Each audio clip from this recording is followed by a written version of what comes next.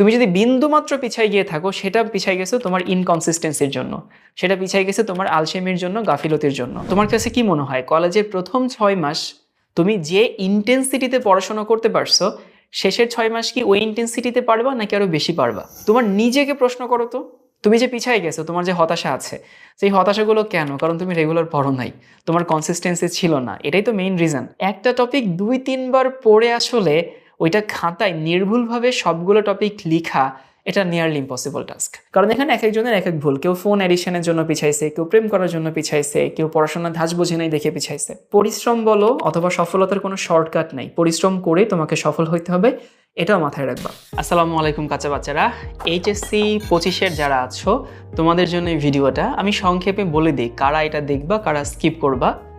তোমার যদি মনে হয় যে ভাইয়া আমার প্রি-টেস্ট পরীক্ষা চলছে বা শেষ হয়ে গেছে, কিন্তু সিলেবাস অনেক বাকি আছে, আমি ডিপ্রেশনে আছি, এই ভিডিওটা তোমার জন্য। দেখবা এই ভিডিও শেষে তুমি একটু হইলেও আশান্বিত হবা, তোমার হতাশা একটু হইলেও কমে যাবে। আমি তোমাকে কিছু রিয়েল ফ্যাক্ট বলবো। তোমার যদি মনে হয়ে থাকে ভাই পড়ছি কিন্তু ভুলে গেছি, এখন কিছুই মনে নাই, এই ভিডিওটা তোমার জন্য। তোমার যদি কোথাও গ্যাপ থাকে এবং তুমি যদি এরকম একটা প্রপার প্ল্যানিং খুঁজো যে সেই গ্যাপটা আমি কিভাবে পূরণ করব, তাহলে এই ভিডিওটা তোমার জন্য। তোমার যদি এর কোনোটা না থাকে, তোমার বন্ধুর যদি কোনোটা এরকম ইস্যু থাকে, অথবা তুমি চাও যে তুমি তাকে হেল্প করবা, তাহলে এই ভিডিওটা তোমার এবং তোমার বন্ধুর জন্য। সো চলো শুরু করি। এইচএসসি 25 এখন আমি ভিডিওটা শ্যুট করছি ডিসেম্বর মাসে।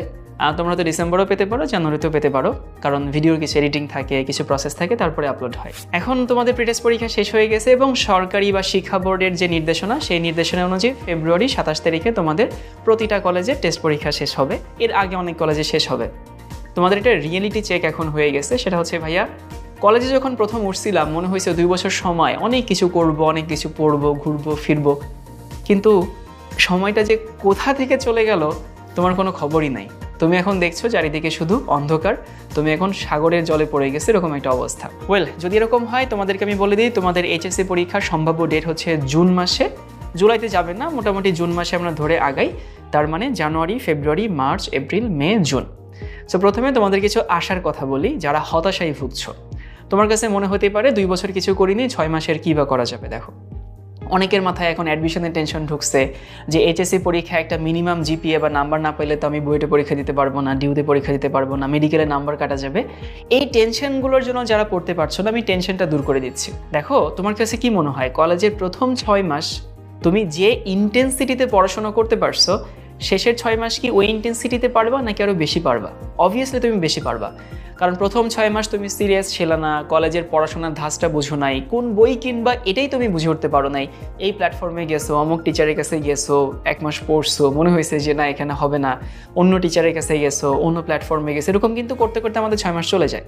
সো প্রথম 6 মাসে আসলে আমরা পড়ার ধাঁচটা বুঝি না, স্কুল কলেজের যে ডিফারেন্স আছে সেটা বুঝি না, কলেজের পড়ার প্যাটার্ন যে আলাদা সেটা বুঝি না, আবার প্রপার টিচার খুঁজে পাই না, গাইডলাইন খুঁজে পাই না, অনেকে অনেক জায়গা থেকে ঘুরে ফিরে আসো। সো প্রথম 6 মাস আসলে তেমন পড়াই হয় না। এরপরে সেই প্রথম 6 মাসটা রিয়েলিটি চেকও হয় না। তোমাদের রিয়েলিটি চেকটা হয় হাফ ইয়ারলি এক্সামের পর থেকে, যে হ্যাঁ আমি পিছিয়ে গেছি বা আমি ঠিক জায়গায় আছি। কিন্তু এরপরের যে 6 মাস তোমার কাছে কিছু বেনিফিট আছে। নাম্বার 1, তোমার আর ওই পড়ার ধরন কি, কেমনে পড়তে হবে, কোন বই থেকে পড়তে হবে, আমি ইঞ্জিনিয়ারিং পড়বো না ভার্সিটি পড়বো, আমার প্ল্যানটা কি, এগুলো মোটামুটি ম্যাক্সিমাম মানুষের সেট হয়ে যায়। সো তুমি আগামী 6 মাসকে 3 দিয়ে গুণ করে 3, 6, 18 মাস ধরে নিতে পারো। আবারও বলছি যে কলেজের ফার্স্ট ইয়ারের শুরুর 6 মাস থেকে এই ফার্স্ট ইয়ারের শেষে, মানে সেকেন্ড ইয়ারের শেষে যে 6 মাস, এই 6 মাস যদি কেউ পড়াশোনা করে, যদি কেউ কাজে লাগায়, তাহলে এই সময়টা অলমোস্ট 3 গুণ এফিসিয়েন্সিতে তুমি কাজ করতে পারবা। সো তুমি ধরে নাও তোমার হাতে সময় আছে এখনও 18 মাস, তুমি যদি পড়াশোনা করো, কাজে লাগাও।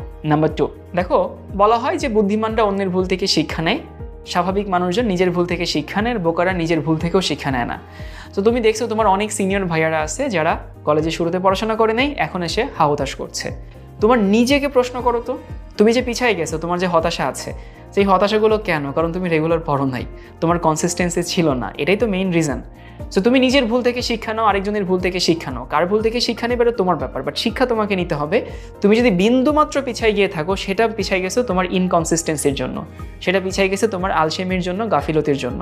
এখন তুমি যদি ওই প্রপারলি তোমার 100% তুমি যদি দাও, তাইলে তুমি এই 6 মাসকে 1.5 বছর করতে পারবা। সো ভুল থেকে শিক্ষা নাও, যে সময়টা তোমার আসলে বা যে সুযোগটা তোমার কলেজের ফার্স্ট 6 মাসে ছিল না, এখন ওই 6 মাসে তোমার আছে। নাম্বার 3, অনেকে আছে অনেক কিছু পড়ছো কিন্তু ভুলে গেছো। ট্রাস্ট মি, এই যে পড়ছো ভুলে গেছে এটা কোনো সমস্যা না। কেন সমস্যা না? কারণ প্রথমবার কোনো টপিক পড়তে তোমার যদি 1 ঘন্টা সময় লাগে, পরের বার ভুলে যাওয়ার পরও সেই টপিকটা পড়তে তোমার সময় লাগবে 20 মিনিট থেকে 30 মিনিট। মানে দেখো 50% সময় তোমার কমে গেছে। যদি এমন হয় আগে 2 বার পড়ছো, এখন পড়তে আরও কয়েক % সময় কম লাগবে। সো তুমি যদি আবারও কাজে লাগো এই সময়টাকে, এটা কিন্তু তোমার কাছে 1.5 বছর। তো সময় নিয়ে যারা টেনশন করছো 6 মাস আছে কী করবো ভাইয়া, কেমনে আগাবো, অনেক কিছু পিছাই গেছে, আমার থেকে অনেকে আগাই গেছে, টেনশন নিও না। এখন থেকে শুরু করো, কাজে লাগাও, দেখবা ইনশাল্লাহ এই 6 মাস তোমার কাছে 1.5 বছরের মতো মনে হবে।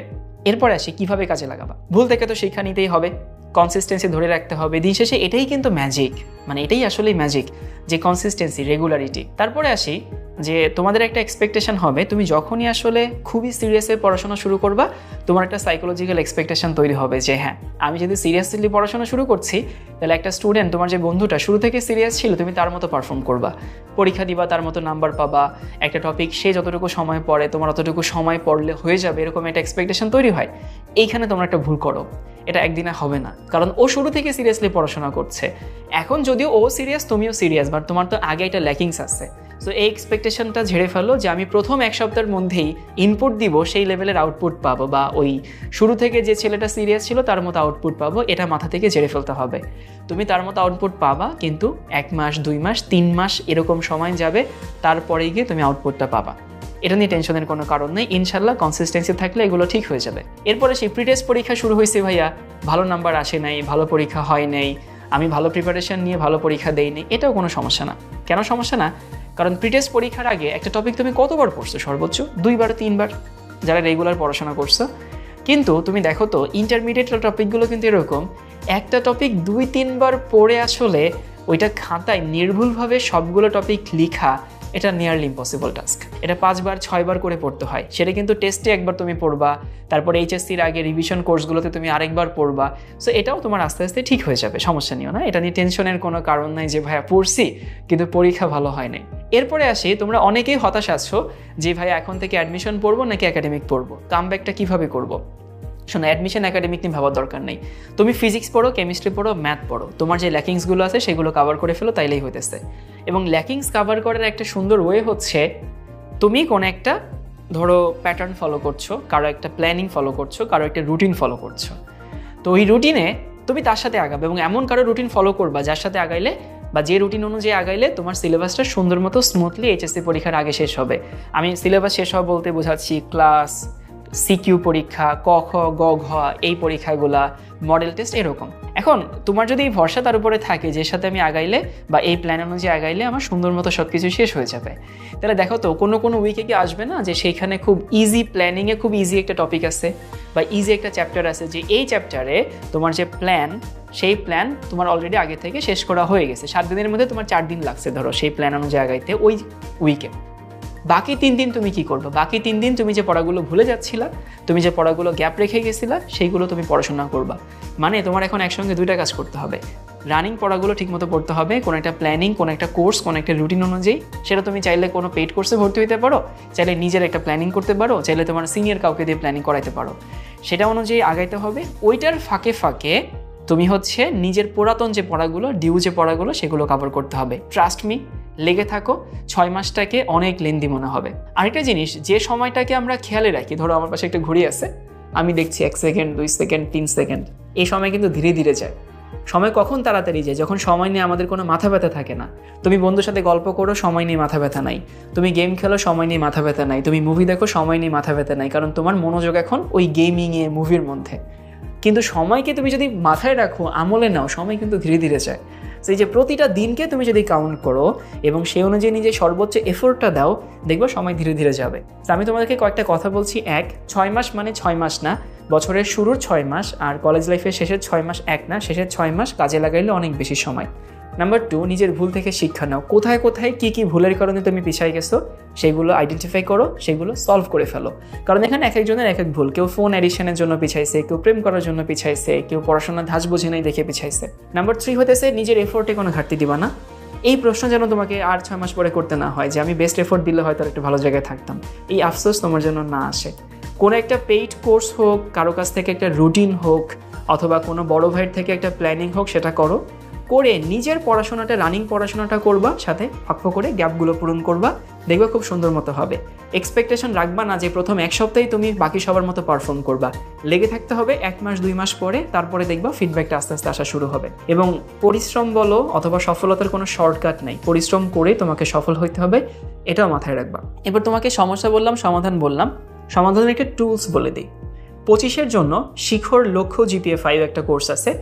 শিখর কোর্সগুলো কিন্তু শুধু ক্লাস না, মানে আসলে এখন হয় কি, এখন শুধু ক্লাস করলে তো তোমার হবে না, কারণ শুধু ক্লাস করলে ওটা এক্সামে এক্সিকিউট করা যায় না। শিখর আমাদের যে লক্ষ্য GPA 5 HSC 25, সেই কোর্সটাতে হচ্ছে আমরা কি করছি জানো, একটা ক্লাস নেই। ক্লাসটা কিভাবে হয়, সেই ক্লাসে প্রথমে আমরা টপিক পড়াই, বেসিক, একেবারে বেসিক কনসেপ্ট থেকে পড়াই।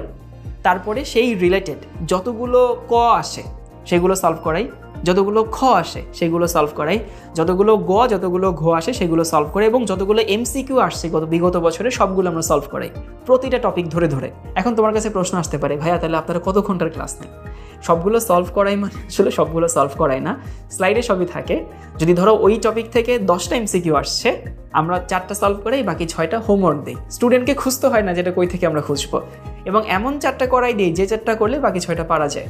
যেমন ধরো গ ঘ, একই টপিক থেকে একই প্যাটার্নের গ ঘ আসে, সো ওইখানে যদি 6টা থাকে আমি 3টা করাই দিই, 3টা হোমওয়ার্ক দিই। যদি 10টা ঘ আসে সবই স্লাইডে রাখি, আমি 5টা করাই, 5টা হচ্ছে হোমওয়ার্ক দিই, যেন স্টুডেন্টরা নিজেরা প্র্যাকটিস করতে পারে এবং ওদের বই থেকে খুঁজতে না হয়। ইভেন তোমাদের ক খ পর্যন্ত প্র্যাকটিস শিট, সাজেশন শিট পর্যন্ত দেওয়া হচ্ছে। তো শিখর এই কোর্সে তুমি থাকলে কি হবে, রুটিন অনুযায়ী ক্লাসটা শেষ হবে। শেষ পর্যন্ত আমরা শুধু ক্লাস নিচ্ছি না, ক্লাস তার সাথে MCQ পরীক্ষা, CQ পরীক্ষা, daily exam, weekly exam, doubt solve, even শেষে মডেল টেস্ট তুমি পাচ্ছ। এবং এখানে শুধু কেমিস্ট্রি, ফিজিক্স না, সবগুলো টপিক তুমি একসঙ্গে পাচ্ছ, সবগুলো সাবজেক্ট, একটা কম্প্রিহেন্সিভ প্রিপারেশন হচ্ছে। এবং ওই যে বললাম না, একটা রুটিন থাকাটা জরুরি। রুটিন থাকলে সুবিধা হয়, তুমি টের পাও যে আমার এই উইকে পড়া হচ্ছে এতটুকু শেষ, তার মানে এখন আমি পুরাতন পড়া পড়বো, অথবা আমি রিভিশন দিব, অথবা আমি গ্যাপগুলো পূরণ করবো। সো তোমরা যারা আসলে কোর্স সম্পর্কে জানতে চাও, ভর্তি হতে চাও, তোমাদেরকে একটা নাম্বার বলে দিই, 16780, লিখে নাম্বার 16780, ফোন দিয়ে বলবো শাওন ভাই নাম্বার দিচ্ছে, আমি কোর্স সম্পর্কে জানতে চাই, কোর্সে ভর্তি হতে চাই, একটু বিস্তারিত বলেন। আমি তোমাদেরকে আবারও বলছি, এটা অর্ধিট কেন, কারণ এই সময় এরকম একটা কোর্স যদি তুমি থাকো, তাহলে তোমার রুটিন নিয়ে টেনশন করতে হবে না, গাইডলাইন নিয়ে টেনশন করতে হবে না, কারণ প্রতি ক্লাসে আমরা পড়াই, গাইডলাইন দেই, মোটিভেশন দেই, টিপস অ্যান্ড ট্রিক তো থাকেই। এবং সোজা কথা, আমরা একটা স্টুডেন্টের HSC পরীক্ষা পর্যন্ত যা যা দরকার সবই ওখানে সুন্দর মতো গুছাই দিচ্ছি। তোমার কাজ হচ্ছে আমাদের সাথে আগানো, আমাদের সাথে পরিশ্রম করা। ওকে, তো তুমি শিখতে ভর্তি হও আর না হও, তোমার যদি কোনো বিষয়ে জিজ্ঞাসা থাকে, তোমার যদি কোনো গাইড সম্পর্কে গাইডলাইন দরকার হয়, এই ভিডিওর নিচে কমেন্ট করো, আমি কমেন্টগুলো চেক করব, এবং পরবর্তী ভিডিও কী নিয়ে আসবে সেটা নিয়ে আমি একটা আইডিয়া পাবো। সো ভালো থেকো সবাই, আল্লাহ হাফেজ সবাইকে।